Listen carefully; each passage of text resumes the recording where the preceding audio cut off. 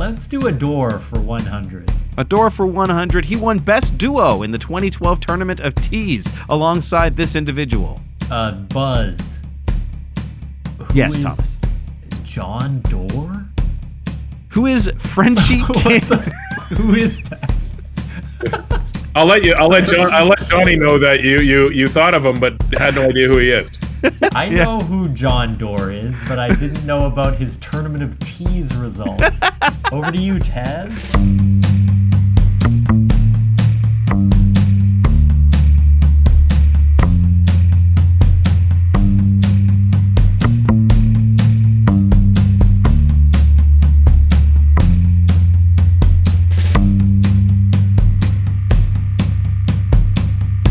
Welcome to Oops All Segments, the very best podcast hitting your eardrums at this very moment. I'm Kevin.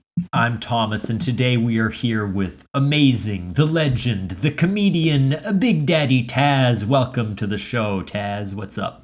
This is great. This is part of my work release program, so I like that quite a bit. Good. It's good. It's good. I'm glad to hear it. Tazz, what's new with you? Well, I'm just realizing you like to dress up like a fly or something. I don't know. You look like the drunkest superhero I've ever seen in my entire life. There you go. For those of you listening, Kevin put on sort of the biggest, most iridescent shades imaginable. Yeah. They cover up almost his entire face. Picture a fly that's embarrassed. Yeah, picture exactly what it would be like. Picture Jeff Goldblum from The Fly mutating a second time, and that's what Kevin looks like. No, and his hair looks like remember those Fuzzy Pumper barbershop commercials when I was a kid? That's exactly it. Yeah, perfect. Buzz. No, you're killing mine. Kevin, you got swatted recently. Like they called the SWAT team to sort of arrest you. Yeah, Thomas sort of decided it would be funny on the air to call the police, and we actually couldn't air that episode because they shot and injured me. But it was a neat experience, I guess. Thanks for that, Thomas. Thomas, you seem like an asshole. He is. What? Because yes. What's new with you? Oh, not much. I came here. I'm in beautiful British Columbia. Well, I mean, it's. Right now, British Columbia looks like everywhere else. It looks like a bumpy Saskatchewan. It's just all full of snow and stuff. And have a great I got a great little story to tell you. Oh yeah. I'm not know if I'm allowed to tell you which airline it is, but it flies from the west and they use jets. Yeah. And sure, Air Canada, read you loud and clear. Yeah. Yeah, as opposed to being in the air and then from Canada, and very rarely are they in the air, right? Yeah. So maybe the only thing up in the air for that company is their business practices. But so what? What? Yeah. Dropping the hot absolute. I don't know if I should say excuse me after that, or somebody raided you, and right back to the bug joke. Yeah. So I'm in the Winnipeg airport because that's where I live, and so I fly out of there. It makes it handier, and. It said, okay, your flight is now, I got up at 5 to 2 in the morning, got ready, got the cab over, and get to the airport for 4.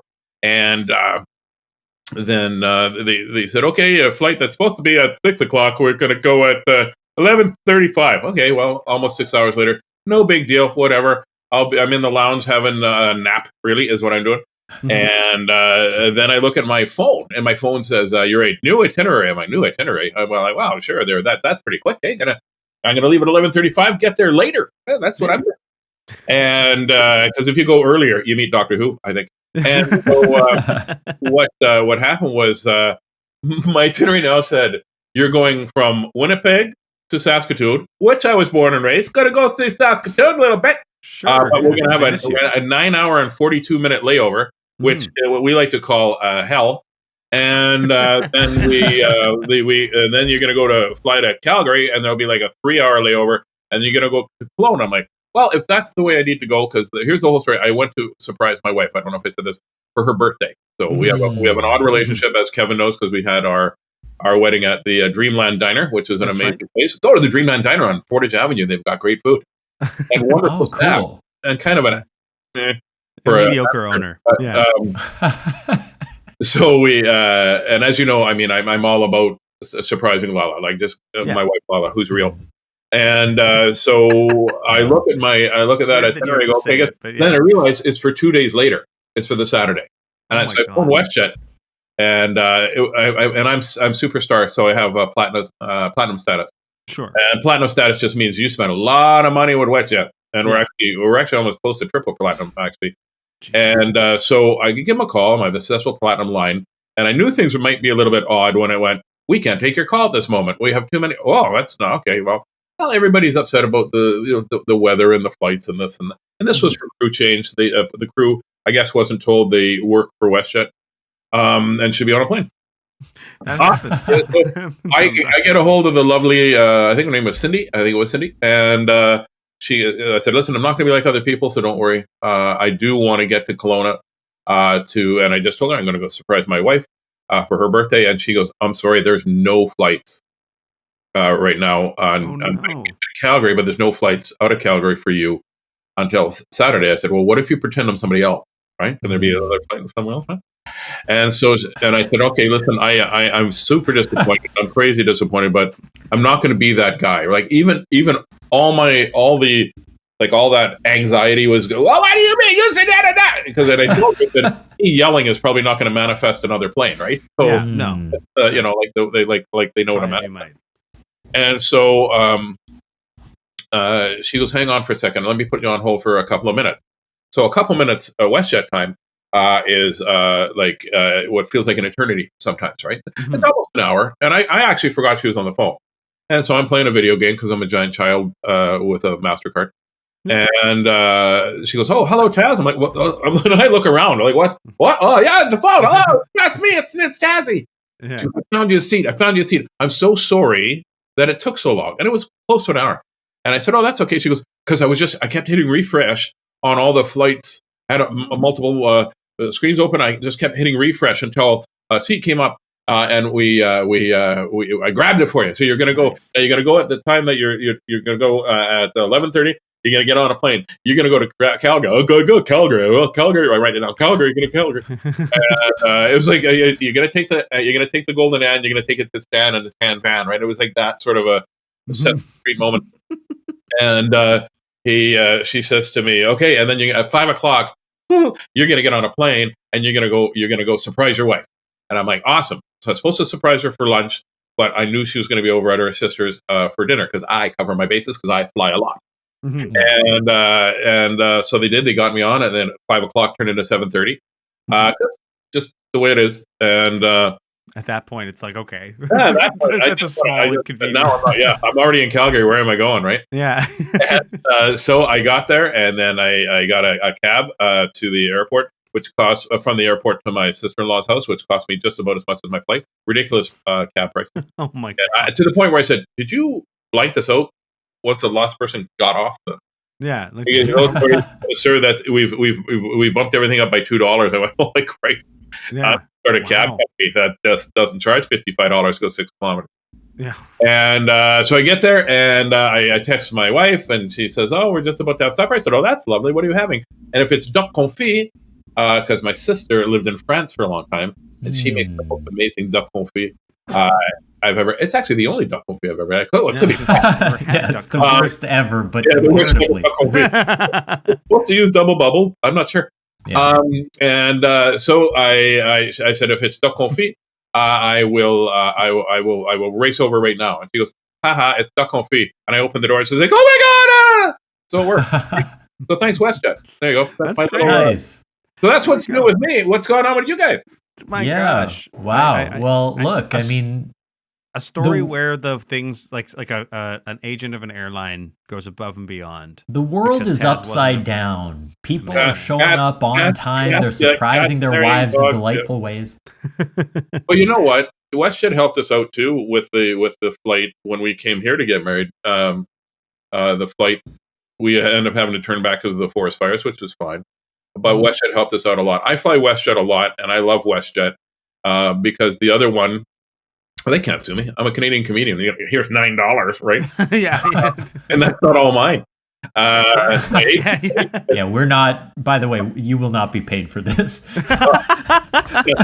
Just to be clear. But There's an it's appearance $9. fee, in Somehow fact. my agent still gets 11. Air Canada just left me stranded weight. So out of the 100 or so flights, or almost 200 some years, 88% is probably WestJet, and the rest of it is just regret. So. Yeah. Fair enough. Well, I mean, you fly so much, you kind of, at least you seem to like be good at planning for the contingencies. I always book my flights single legs. So if I'm going to fly somewhere, say I'm going to fly to Calgary and back, I book Calgary there and I book Calgary back. Because sometimes what the airlines will do, especially AC, which is Air Canada, which is also air conditioning, which one of those is cool. Yeah. What they will do is when they cancel your flight for whatever reason, whatever reason they have, because a dog talked to them. Okay, son of Sam, calm down. And so what they will often, when they cancel the one leg, they cancel both legs, and you got to rebook, right? So I book. That's smart. WestJet I have no problems with. I mean, but it's the Air Canada and the Deltas and the They have their issues. But my views do not reflect those of the other podcasters in this podcast. I mean, I don't have to feel sympathy for any airline. I don't know anything about any of them. They've all probably, I've flown enough that I've been probably angry at all of them at some point. And Thomas is always mired by issues in the I get a lot of cancellations. I have very bad luck. One time I got the big jackpot where they give you like $800 because they overbooked the flight, and that made it all worthwhile. I bought my furniture when I moved here using that money, and it was lovely. Well, people don't realize that you're entitled to that, so you have to ask for it. So I'll get $1,000 from WestJet because there was a 5-hour delay. And if you don't know where to go, here's a little plug for another Facebooky thing. Air Passenger Rights. Look up Air Passenger Rights. Join them on Facebook.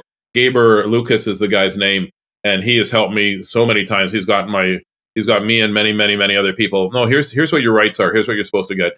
And it's because of him that the Montreal Accord was rewritten, which is the air passenger right. We still don't have as many rights as we should be. Like I would like to start a class action lawsuit against all airlines and say, hey, if I give you $1,000 for a flight and I can't use it, I don't. It's not a year. The money doesn't go bad. It's not like, oh, these are bananas. Get out of here, right? Yeah. I paid with cash, right? Yeah. Cash doesn't go bad. I know they don't go bad. I was watching Pawn Stars, and somebody brought in a shekel from 250 BC. So and it was still good. It was like, oh, this is like that. That no mold, no mud, no rock, nothing, right? Yeah. So I want. That's what I want. I want to start a class action lawsuit just to say, hey, if I pay you money, that's my money, and it's good for you can either return it to me.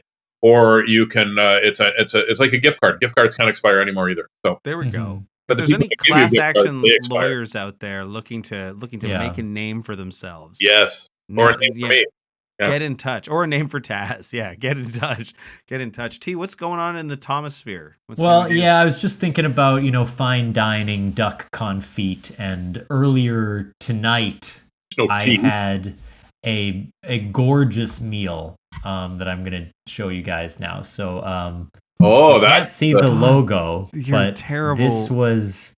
This was a lean cuisine. A broccoli, a steak, a mushroom, and it felt as though I was dining for one in Paris with the perfect medium rare steak sliced to my succulent preference, and as I supped from it, I felt, yes, I am warm in the lap of luxury. This is no longer a childhood fantasy sitting on Santa's lap, but I have arrived, and finally, and from now on, I will enjoy. Thomas, are you Sorry, okay? are you finished, or can I speak, please? You can speak. I was just barfing. I think he coughed. Yeah. A little cough. Calm down. Because we were quite polite during your intro, and now it feels as though my lean cuisine doesn't meet your standards. lean cuisine can't be served to prisoner of war. So it doesn't meet a lot of standards. And if you need if you think it does, you need to reassess the standards of your life, Thomas, or look up the word standard. Yeah, I'm looking it up right now. Hang on. Don't actually look up the word standards, obviously. A plural noun, a level of quality or attainment, an idea or thing used as a measure, norm, or model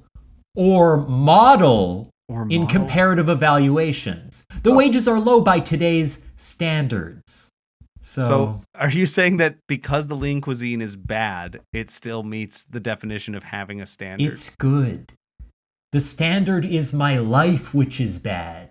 So compared to that, the cuisine was succulent. Right. It was a lean, mean, eaten cuisine, and I enjoyed it deeply. Now, Kevin, why don't you check in before I fucking ruin the show? You're not going to ruin the show, but I just want to put this in your head. Go when we're done this podcast. Okay, yeah. I want you to Google prisoners' last meals and see if anybody right now ever chosen a lean cuisine. Yeah. And while you do that, I'll just mention that I have been a longtime fan of the work of Nicolas Cage, and my check-in is that for the first time ever, I watched National Treasure yesterday, which is maybe like one of the most popular Nicolas Cage films for maybe everybody who's like my age and a little younger. I love Nick Cage in a lot more less ridiculous roles, but even ridiculous roles too. But I was impressed at the pacing of that movie. It just fucking clips. Like, it doesn't wait at all for anything. And it was surprisingly, it was a pretty fun movie. It was for like a silly little action movie. The Declaration of Independence. What could be a more fun idea? So I saw it for the first time yesterday. It was good. What does this have to do about me? Right. Okay. Sorry, I was being Nicolas Cage for a second. There we are. Yeah. Taz, you are a national treasure to us. Yes, there it is. I like how you qualified that by making the standard lean cuisine and Tazzy to us. Well, I just learned what standard meant, so I had to say it. And Thomas, what have you discovered with Prisoners' Last Meals? Anything worth? Well, a lot of them, it's pretty similar to mine. If you think about it, like if you look at Ted Bundy's last meal, he had a steak, medium rare, hash browns, toast, milk, juice. That's basically what I just ate. So if it's good hash enough for browns, Bundy, toast, milk, juice, and a medium rare steak. Yeah. But he got to hit the steak. Yeah, you got to beat the steak before he wanted a rare steak, but wanted a rare. Yeah. If you want a rare steak, he wanted to see a little more blood before he went. I don't mean rare as in cooked. I mean, I want a unicorn steak. That's the rarest steak you'll ever have. Yeah, fresh rainbow meat. Right. Yeah, I think about that a lot. Like just asking for such an obscure last meal to delay your own death. But I feel like they would just be like, "Fuck you, no." Yeah, they don't really. Like that's a fiction that they actually like go above and beyond for last meals, right? I believe they have a set. Here's things you can pick and stuff like that. There's been some there's a guy on Facebook that prepares all the last meals of all the famous prisoners, and some of them are very over the top, and some of them are I'll have oatmeal, and I'm like, oh my god. Jeez. So here's a question. You get one last meal for the rest of your life. You're done. You're not going to die tomorrow, but you're never going to eat again. So you have one more meal. What's it going to be? What are we doing? One that lasts about 70 years probably would be just a really long one. A fruit by the foot that's like 17 miles long that I just eat a little bit. A buffet of stuff that doesn't expire would be chicken wings for me, probably chicken wings or pasta. That's a good one. Do you have a favorite wing spot? Because my family's from Buffalo, so I have a lot of like strong opinions about the best wings in the country here. Yeah, the best wings that I like are from my barbecue and my smoker. That's the ones I like the best. I don't like the mucky ones, the ones where you go to bite into them, you squeeze your fingers and they shoot off. Yeah. Boy. And then the guy sitting there, and then Julia Roberts goes, "Slippery little suckers." But I'll I smoke hate the when wings. Julia and then, Roberts is there when I'm eating chicken wings. Yeah. The one of the what I do is I brine my chicken wings in pickle juice and ground pickles and some hot sauce and some Nice. lemon for 2 days, and sometimes 3, depends if I forget. And then I take them on the barbecue, put a nice little sear on them, and then turn the barbecue way down. Or if I'm gonna smoke them, you just throw them in there and just let them smoke for an hour or 2. And then you eat them, great. and then they're so good that the first 3 you eat, you forget there's bone until like 12 hours later. You're like, "This was a mistake." Oh no! Oh no! That sounds incredible. Y'all Yeah, making me I'll make you hungry. some. Yeah, I'll make you some. I'll have you over, Thomas. You'll have to come back to Winnipeg Yeah. for whatever reason. You sort of owe Kevin a wedding, so you could maybe let him get married and serve the wings. And Yeah. Yeah. There we are. I'm also a marriage commissioner, so I'm on. There we go. There we go. Okay. Yeah, it's perfect. It's perfect. Kevin, how are you? Or should we I'm just move on? I don't need to fucking check Okay, in, man. then I'm let's. good. Why What's are your you- last meal? My last meal, honestly, when I think about I've had a lot of meals that have been like really incredible. But when I think about like one of the best things I've ever eaten, which is such like my friend Dave, who used to live with me and is an incredibly good cook. Like sort of like he just loves the art of it. He made me a chicken parmesan once for my birthday that was like incredible. Like he made all the stuff from scratch and it was just so good. And I think about that often. So maybe that. Nice. Yeah, maybe. Thomas? Yeah, the place, it's not nice, but it's the one I always think of. It's called John and Mary's. It's like a kind of small restaurant in Hamburg, New York. They have the best chicken finger sub. Get these chicken fingers doused in hot sauce, mayo, provolone, lettuce. It's like a great sandwich. I love it so much. It's kind of like a buffalo thing. Get that with some like curly fries. Nice. That's the meal from my childhood, and whenever I'm there, I go for that. So I think if if life were ending, or at least food were ending, I would want to have one more of those bad boys. That sounds really good. Oh, it does sound good. It's you know what, and it sounds very. It may not sound like this. It sounds very pedestrian. The curly fries and the sub. But you know what? There's something so amazing about eating something from our childhood that still tastes the way it was. Yeah. Right? Yeah.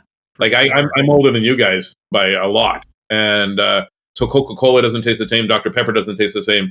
Hires root beer doesn't exist, right? Yeah. And so all this great stuff that It's like nostalgia flavors. Oh yeah, there was. I remember we were in Cuba, and I had a Coca. I don't drink pop anymore, and somebody goes, "Oh, here, try this." And it was the cane sugar Coca-Cola, Like the Mexican Coke. Yeah. Yeah, well, Cuba, but it was ish. It was like a drink. Like Coke sells like Mexican cola made with cane sugar at like wholesale. Like Oh, they right. sell. Yeah. Right. Yeah. Well, I used to drink Fanta, and then I realized it was made for the Nazis. So we're okay. Oh, I did not know that. Oh, you didn't know that? Okay, so yeah, Coca-Cola had to pull out of Germany for obvious reasons, and then the people went, well, why don't we make our own drink? And they're like, okay, let's add a whole whack of sugar and this and this and this, and we'll call it Fantique or something, which is like I think it's German for fantasy or whatever. And I could be getting these all. And then Nicholas Cage came back. What happened there, Norm, is that they changed the name from Fantique to Fanta, so that usually what happens is a soda pop invented by the ancient Mesopotamians. Is a lot of people don't realize. You don't Well, know. I hope you're right, because we just accused them of collaborating with the Nazis. So no, that part's right. Okay, great.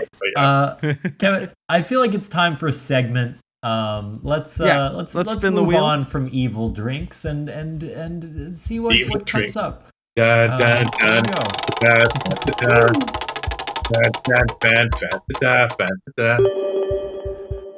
Jett-perdy. We're gonna play an online Jett-perdy game together. Oh man! I love this game. What is who cares? You should probably send me the link, T. I built this so long ago. Before the show was ever a thing. I built this game. I hope it works. It's Jett-perdy. You hope it works.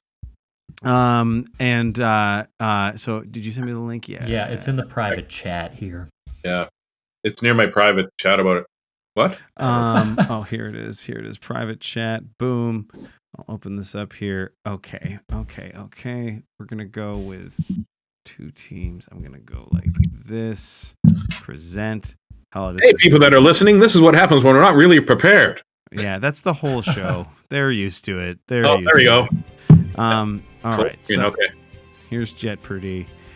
Here we go. Okay. So your categories for Jett-perdy are Joan, George Blankson, Jett,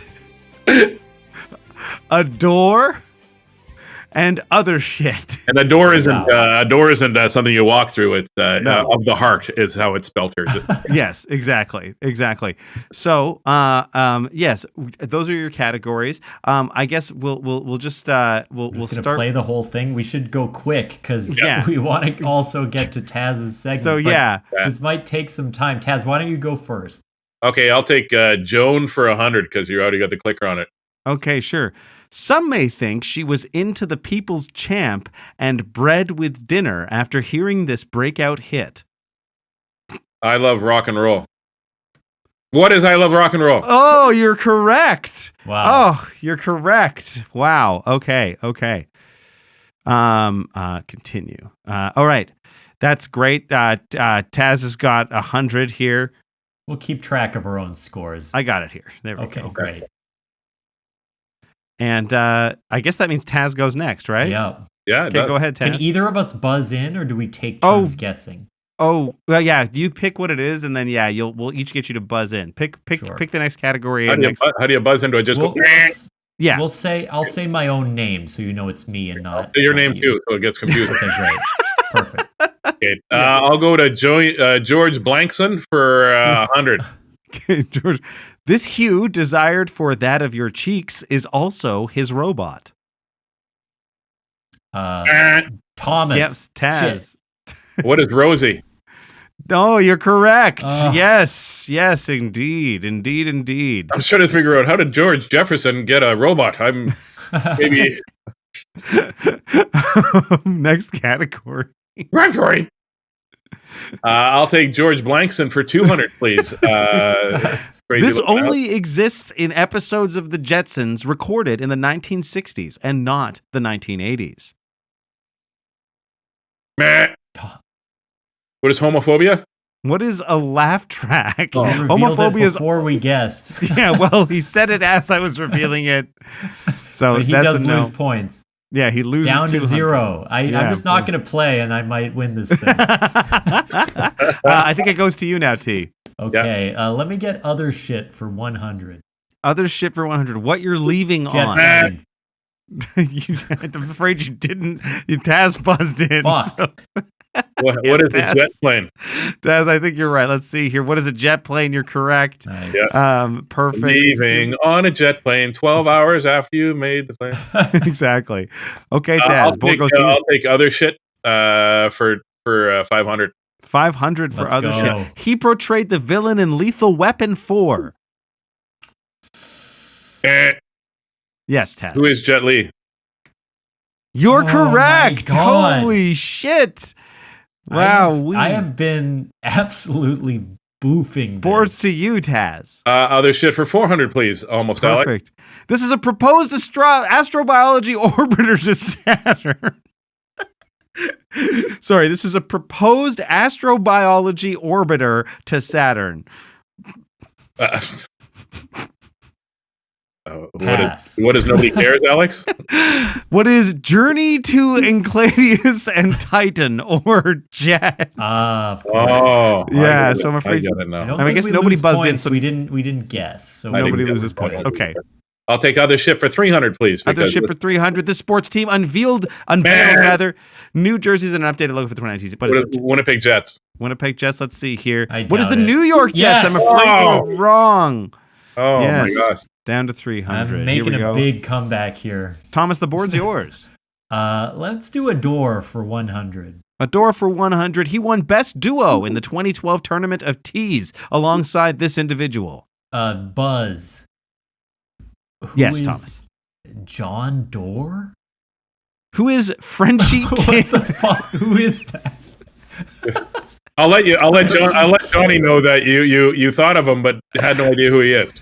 I know who John Doerr is, but I didn't know about his Tournament of Teas results. Over to you, Taz. I'll take George Blankson for 300, please, Alex. Sure. Where'd that voice come from, though? That was actually my voice. I said it. Oh, yeah. I guess there's no answer here. Who is George O'Hanlon? Yeah, come on. Who's George O'Hanlon? You should have known that one. I should have known that guy. Somebody's been handling me for a long time. Next George, up, the board's yours, Thomas. Oh, it's Thomas. That's right. Oh wait, no. I guess if no one buzzes in and it was Taz, does that go to Thomas? I think it stays on Taz. Stays on Okay, Taz, you have it. we can. I'll take 400 in George Blankson.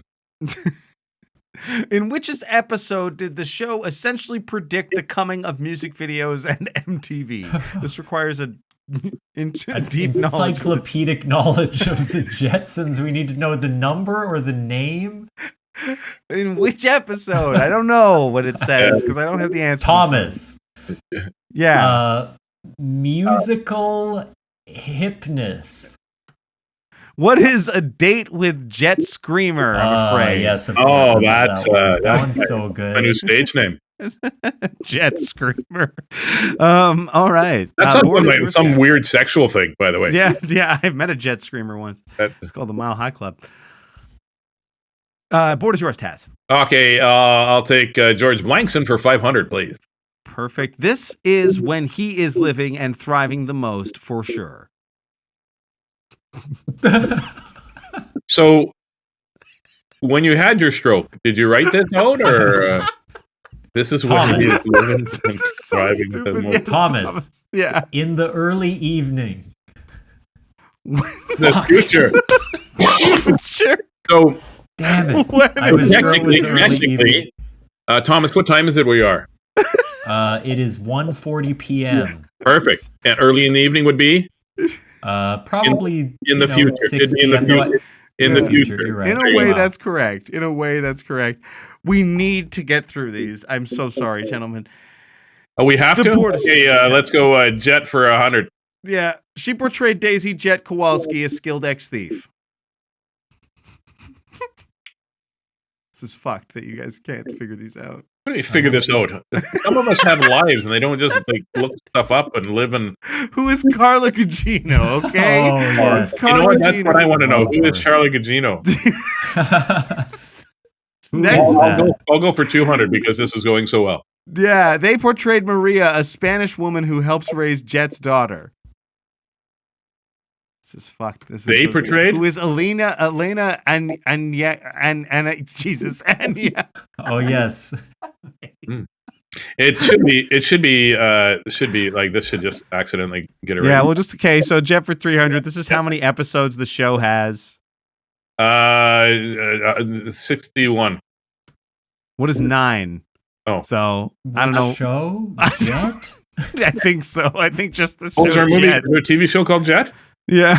Oh. I'm just learning about it too. Don't worry. Okay, Jet for 400. He portrayed Neil Phoenix's half brother. I'll say Billy Barty because he's really short. No, I'm afraid it's Gus Halper. Actually. Oh, Hamburger. Oh, I know his brother, Hamburger Helper. Oh yeah. Yeah.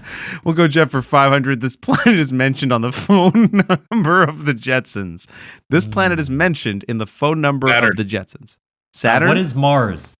Okay, we're going to go Saturn or Mars here. What is Venus? Neither of you got it correct. What is Venus? Venus is the goddess of love. But... okay, Judy, show me your eyes. Let's go for Joan. Joan for 200. Joan for 200. This band couldn't stay home and also launched Joan's career. The Runaways. That's correct. That's correct. I know so little. Wait, -400. There we go. I gotta stop answering questions. I was just answering to make jokes, and you're taking the points away. This is. This is like Costco. The points How is it matter like here. Costco? I don't know. My brain. I'll take Joan for 300, please. Oh God! this This is a long number is one. not only the number of doors in the chamber mentioned in the song, the chamber of blank doors, is a 1974 song by the band Genesis from the album "The Lamb Lies Down on Broadway." It's also her placement on VH1's list of greatest women of rock and roll. Well, I'm not going to answer, but you lost 6 listeners by just reading that. What is 6? It's 32. Damn it. 32, My I'm afraid. age. My Yeah. age. Oh gosh! Right now, Alex Trebek is rolling in his grave. No, this is perfect. Joan for 400. Where's she born at? What is on the bayou? What is Damn it. Philadelphia, Fuck. Pennsylvania? I'm afraid, Thomas. You've You have answered questions before, right, Thomas? Like I'm just Yeah. Yeah. Let's go 500. Joan for 500. Who do you think you are? What is a pathetic worm? What is your problem? Oh, interesting. So you got it wrong, actually. You got it wrong. See, by being quiet, I'm less negative. Yeah, we'll do other shit for 200 here. Not Robert Batman because you throw him instead. What? What is jettison? So obviously Robert that's clear. Pattinson. Adore 2, yeah, Robert Jettison. This 2015 Jet Adore show opened in New York City. We don't know it. Okay, of course. What is Diamond Studs? Great. This is 400 by accident. This is the name of the master class hosted by Jet Adore. Is it how to write Jeopardy questions? What is exploring masculinity? Of course. 300. This is Jet Adore's royal title. Oh, What sir. What is the Prince of Boylesque? No. I met him. He told me to call him sir. So I'm Sir, actually okay, right. I get you. Yeah. Yeah. And Jettador for 500. The name of Chicago's only all-male burlesque troupe. Thomas, you know this. You live in Chicago. Yeah, Cox a lot. What is jet wet and full of sweat? What is Stage what are the Door Hammer Johnny's? Brothers? Oh, the Hammer Brothers would have been better. The Hammer Brothers. So, Thomas, you got minus 2,700. Taz, you got minus 400. Truly pathetic showing from both of you. This is outrageous. Hold it. I got a lot more questions than Tom said. Just none I of didn't get a single one. none of them right, actually. I think that was a very clear game. I think the listeners are going to be happy that we did it for as long as we did it. I think it's time for an ad break. When we come back, wait, did we already do an ad break? No, No, we haven't done an ad break. This it it's just been feels a really like long we have. time. Oh my Yeah, god. this is going longer than fucking terrible. doing a vasectomy yourself with a pencil.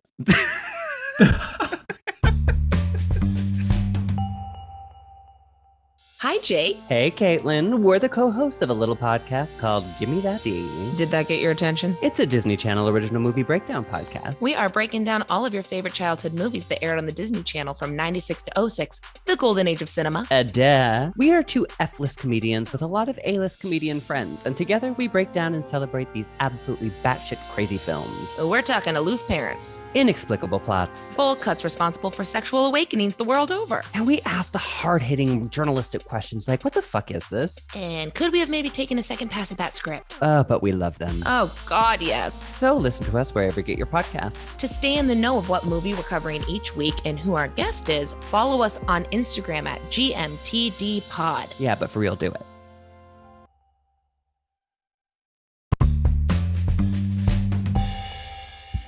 And we are back. Taz, Yay! you said you had an enormous amount of segments for us. But, Well, I said I am in an enormous segment, is what I said. okay. Yes. But let me go Truth to be my. told, you texted me this morning and were like, I don't know if I understood the assignment. Yeah, I And did. then I explained it, did. and now you have 7. One, Also, two, you three, just saw 4, one 5, of the 6, segments 7, and how 8. horrible it was. Yeah, the bar could not be lower, really. Really? Yeah. Okay. Jett-perdy, there's no way what you have is worse than Jett-perdy. Challenge accepted. I'll just go like this and put my phone at, my finger at one of them on the phone here. There you go. We're gonna do. What's your most favorite gift you ever got as a child? Ooh. And this is where it becomes interesting, folks. Yes. Favorite gift got as a child? That's a good question. I Do know. you have anything that springs to mind immediately, T? Nothing jumps. I know what my favorite toys were, but I'm trying to remember a specific gift that like Or toys really- or whatever. There was Whatever. What when do I you? was a kid. Yeah, sorry. Go ahead, buddy. I interrupt. I'm sorry about that. No, you're good. You're good. When I was a kid, I my brothers so for Christmas one year, and I was quite little, they got me a Playmobil castle, but they they built it on my dining room table and then like wrapped it, I guess. So it was, and it was big. I think I still have it, or I may have given it to one of their kids now, actually. I think I did give it to one of their kids. But I just remember being so excited. I really loved playing with that thing, and it being like a pretty important toy for me for a long time. Just a big Playmobil castle that you could build, and it was like modular. You could set the walls up however you wanted and stuff. I really, really liked having that. That was a toy that was really special to me for a long time. That's awesome. It's I can see in your face that the listeners can't because they're listeners, but they're not lookers.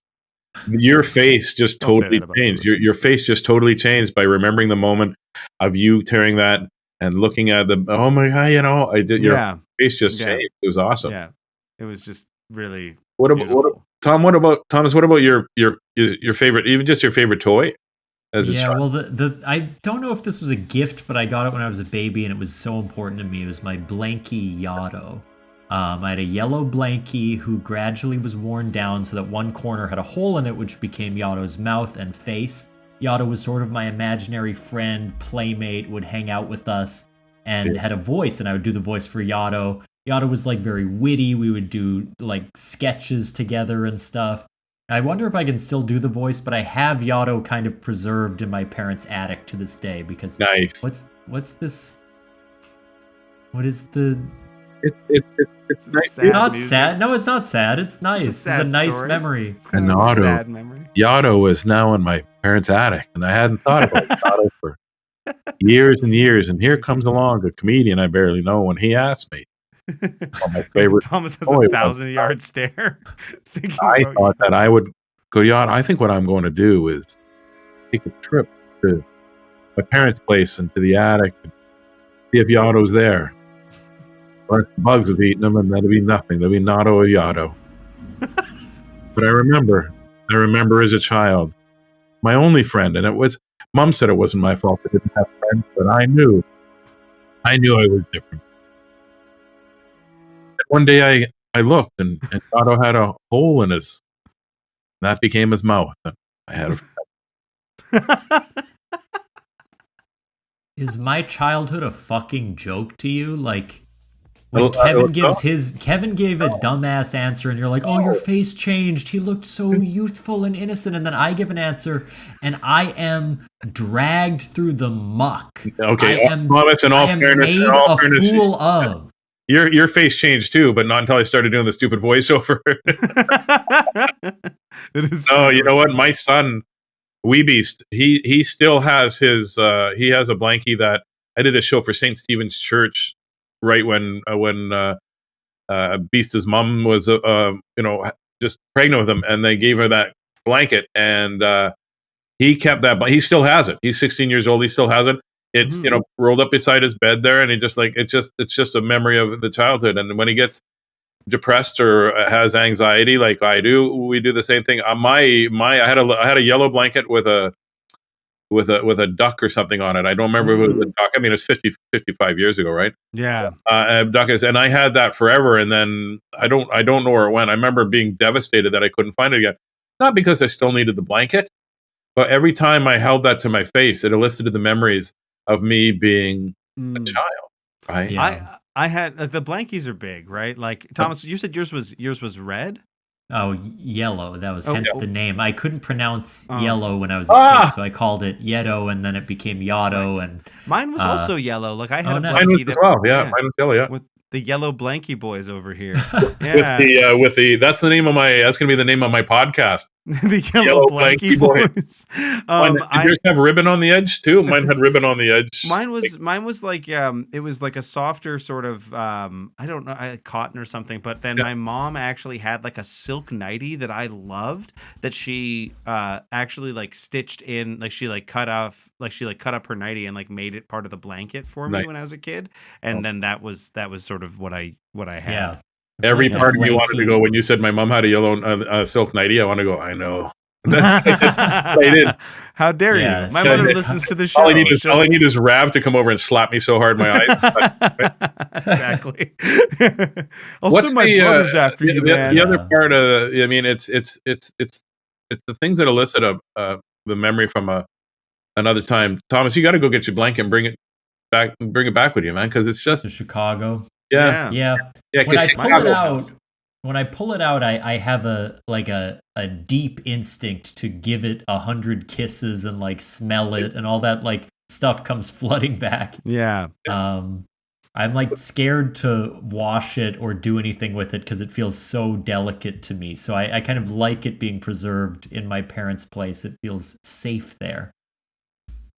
But isn't it nice for us to have all gone back to our childhood for a little bit? I mean, my childhood was not great, but it did have some wonderful wonderful moments. And my blankie, or my favorite toy, was one year I got a weight set.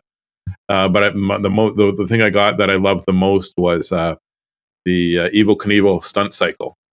Oh, Cool. If Hell yeah. I found out the faster you turn that thing, the further it would go and the higher it would fly. If you use a bigger ramp, right? Mm-hmm. So I took some 2x4s and I made this ramp, and it's going to jump over my dad's car, and I wound it up until my arm hurt and until my ass clenched, and I was giving it just I let it go, and it flew up, and it didn't go all the way over my dad's car, but my dad's window was down about halfway. It did go through the side window though. And so At least the window was down. yeah, down a little. Well, otherwise it would have smashed my toy, right? So Yeah. Totally. Yeah. I had to quickly grab that and then say hide everything, and my dad came around the corner. What happened to my car? Oh, Nothing. There's 2x4s built ramp. yeah. But yeah, nothing. Been flexing this wood for hours. But yeah, no, those are fun. I feel like one other like nostalgic toy that I got. It must have been a gift at some point.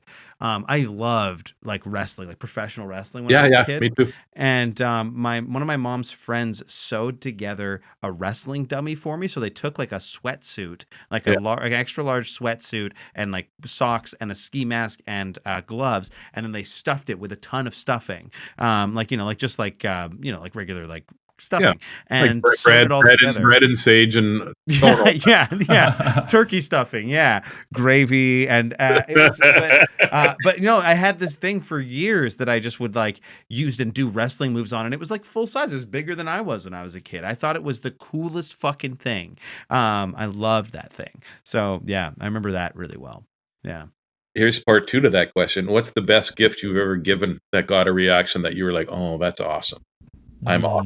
Oh wow, I have a really recent one where my girlfriend bursts into tears a lot, in a good way, not because I'm a terrible partner, but recently I got her the complete box set for I Love Lucy, which she used to watch a lot growing up, loved. It was like a big thing with her dad who passed away, and so when she finally got it, she just felt really seen in that moment, and she just like kind of exploded in emotion, and it was such a satisfying thing because it was sort of a gift. I was like, this is obvious, she talks about it a lot, but she had never had it, and so getting it just clearly like really affected her. Nice. It was very cool. Beautiful. That's nice. Yeah. I am her Latin lover now. Oh, there you go. I am Desi Arnaz to her Lucy. I see. Oh, that's awesome. They got divorced. Go ahead. I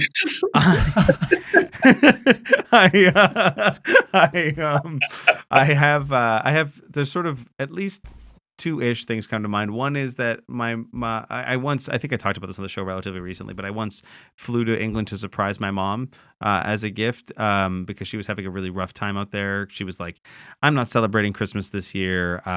Like was feeling very lonely. Things had been kind of tough. This is a couple of years before COVID. And I flew out there and I wrapped myself up in wrapping paper. My cousin wrapped me up in wrapping paper outside of the door, and my mom opened the door and like didn't understand who it was, and then like ripped off the wrapping paper and just exploded into tears. It was beautiful. It was very, very, very nice. One of the emotional highlights for sure. I also think like I think it was maybe Kara's birthday, but it might have been the first year we were together, like the first birthday we celebrated, or the second since we've been together. But I wrote and recorded like a song for her and like released it on her birthday and like told her about it on her birthday, and just like I think just she was just very emotional. Such an angry song, by the way. Like, I thought it was like musically good, but it was kind of scary to listen to. Yeah, there was a lot of aggression in there, sort of talking about the people who've wronged me and how I plan to. How many times did you mention Thomas? It's called sort of an ode to Thomas Tolles, which it's it amazing that it made Kara so emotional. But Did you spell it THOMASS?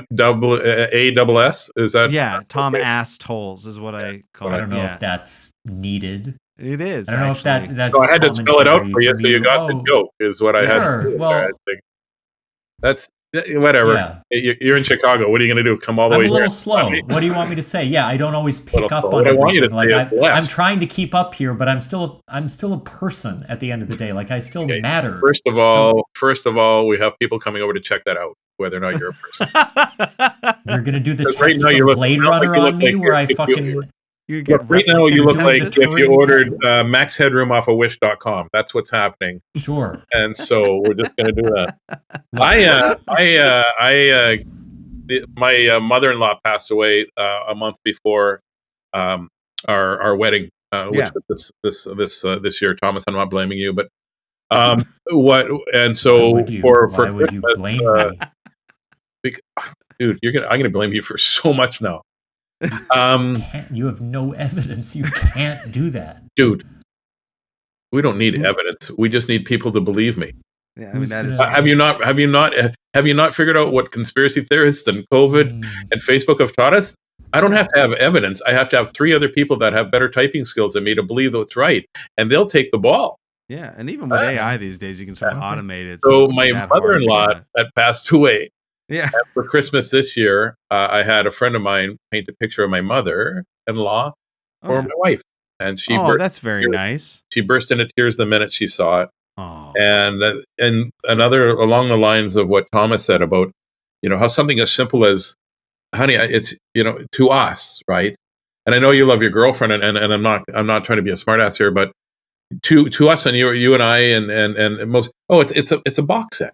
Mm-hmm. Right? Mm-hmm. It's got nothing to do with if it's about, it's the memories that all of a sudden when she watches the Chocolate Factory, or when she watches Lucy, I'm home, her dad's right beside her, right? My oldest son one time asked for the trilogy, the Back to the Future trilogy, and I gave him all kinds of great stuff, and then at the very end I went, oh shit, there's this too here. It's the last gift. I'm like, whatever. And he opened it up and he started crying. And he goes, you got me this. I can't believe you got me this. And I said, yes, well, you asked for it for Christmas. And it wasn't like I had to hunt it down. And there wasn't okay, Geiling, your first chance to get this is you have to do that. Yeah. There was no quest I had to go on. I went to HMV and went, here's my credit card. I'll take that. Right. Right. It wasn't like I brought Michael J. Fox. You did a voice. Pardon me? Did you do a voice when you bought it? Always, I do the voice. How do you think they hear me? The hell you think? I can't go. And they know what's going on. Yeah, right? you can try. I just read Thomas's mind, and now he did a little telekinetic. I should say for the listeners, he put his fingers up to his temples. So Professor X. I forgot this is I'm Professor X. I'm bald, and I like Wolverine. It's a good cast. But so I got him that, and he said, Daddy, it's because that's the first movies we went to. We went to the drive-in, we saw all 3 movies, and I had forgotten about that. Oh man, that's so sweet. But it's great, and it's very rarely. I mean, I've bought very expensive gifts and I've made stuff, but now I keep because after as Kevin knows, I had a head injury a few years ago, and so my brain doesn't remember things, right? And so what I do is, as a minute I have an idea, I put it in my phone, and I thank goodness I remember to put it under the same title every time. That's Ultimate, right? Yeah. And whenever I think of something, like I already know what I'm going to get her for Christmas next year. Yeah. Right. Divorce papers. But we, you know what, Kev, the other day our wedding license showed up in the mail. I go, hey, our warranty's here. Yeah. There you go. Yeah. Until it expires, right? Yeah. Whatever. But there you go. The reason I asked those questions is because for a couple reasons is I knew we were going to be goofy here. Mm-hmm. And I just assumed with Kevin and Thomas, I didn't know who you were, but you're as big a goof as with the two of us, and I love it. But I wanted to have just a moment where we just went back to our childhood for a second, and to remember that somebody gave us, you had your wrestling and you had your blanket, and I had my blanket, or I had my whatever it was, and their weights. The weights were big for me because I got picked on as a kid. So my dad goes, "Here's some weights," and he goes, "I'll buy you more when you can lift those." And I'm like, "Okay." And so and stuff like that, or the time I went out with my dad where there was no fighting or drinking or anything like that. Those moments live within us, because the rest of the world is so daunting sometimes, and it just sucks every bit of ourselves out of us. You know what I mean? Like we got to do this. I got to be on the plane. I'm going to be 10 hours late. I'm going to stress. But the answer to our stress is all within us, right? We just have to close our eyes and go to a place where we weren't stressed, and the endorphins will kick in, and you'll start feeling wonderful, and you'll be nostalgic, and you'll have some tears, and the tears are for two things. One, I wish we could be back there, and two, and two, when can I get there? Yeah. So how can I get there again? Right? Yeah. Like our wedding at Dreamland Diner, I look at those pictures and I have tears because of how much you charge. No. I look at those and I had tears because I'm there reading my vows, and Lisa's reading her vows, and we had Corny Rempel as Elvis, and we were all dressed in 50s. Everybody showed up in 50s attire. It was wonderful. Great. Right? It was great.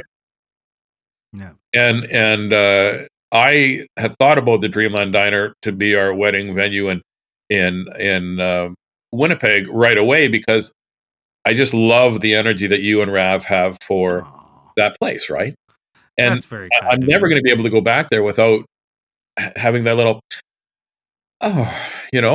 because there was, the people were wondering, your staff was right into it, and the people were dressed in the 50s, and for an hour and a half or 2 hours, whatever the wedding lasted. Yeah, we could also lose 2 hours of business, so you can say lost it. Well, that's okay. That's fine. Yeah. I've been to your place. That's the most people you've had in there all at once. Yeah, you're correct. Yeah, that is. I know I'm correct. I'm no as Derek Sagan says, I'm no mathematician, but I know. My favorite. That was such a beautiful kind of sentiment to end the episode. I thought maybe we could return the favor with a kind of a beautiful proposal of our own for you, Taz. If you could just pull out your phone and pull up Oops All Segments and give it 5 stars. If you're listening at home, please give it 5 stars. If you had a little twinge of childhood nostalgia, if you had a moment of misty-eyed appreciation for your past, that's a 5-star experience that we just gave you. So please, that's what you need. Rate us 5 stars. Is it out of 10 or out of 5? Like, what is that? I need to know. It is out of 5. It is out of 5. That's not happening. Yeah. Okay. So 5 or whatever feels appropriate. You also don't have to review us if you didn't like it. When this comes out, which will be at some point in, I believe, February. It'll be February 5th. That means that I think Club Soda Improv's doing a show on February 17th, rather. I believe it's February 17th at the gas station Art Center. You can check out all the info for that. Club Soda Improv on social media pages. If you want to hear Thomas and I's other show, it's a D&D Let's Play podcast where stuff gets a little crazy, gets a little wild, and gets a little cool. We've been running for like 80 or 70 episodes now. I think, by the time this comes out, I think when this comes out, should have if all things being equal, the announcement should have been made now. So Thomas is no longer on What We Do in the Basement. You've left us. So even if you missed all of it, you should listen to the goodbye episode and sort of see how the story ends. See how the story ends. Well, it doesn't end because we're going to keep going without you. I mean, my story. Yeah. Taz, is there anything that you would like to plug as we close out here? I'm doing a bunch of stuff all over the place. So yeah, this is coming out on the 5th of February, Taz. 5th of February. Right now, I'm in Florida doing a show for a mental health presentation for some unions in Florida, and then I'm going to be swimming with the manatees. That's what Lisa got me for my birthday or for Christmas. I was swimming with the manatees. She figures if she has to sleep with one. And then I'll be off to Vegas to do a bunch of shows for the police department there, Dade County and Vegas for mental health as well. Take care of your mental health. If you are if you're having trouble with your mental health, reach out and ask. It's not a terrible thing to do. People think that it's makes you weak. It doesn't make you weak. It makes you stronger. I want to be able to perform for you, so just stick around because I need the crowd. Yeah, I love that. I'm becoming a counselor myself, so I appreciate the mental health plug. And I just wanted to say, I know you mentioned that like when you have an idea, you put it like in your notes app so you can remember it for later. I did the same thing. I thought maybe I could end the episode just by sharing sort of my notes here, so we can just see. A lot of them are holy sort shit. of whenever I have a thought, like I'll just put it down here. Thomas, all that says is kill Big Daddy Tazz. Well, I was humiliated today in a lot of ways, Christ. In terms of trivia, in terms of being slow and stupid, and kind of the lean cuisine was not what I thought it was. It's just so much that you've written it. It's just crazy. You can sort of see these are the ideas I've had. So many times. Just, it's like you maxed out the.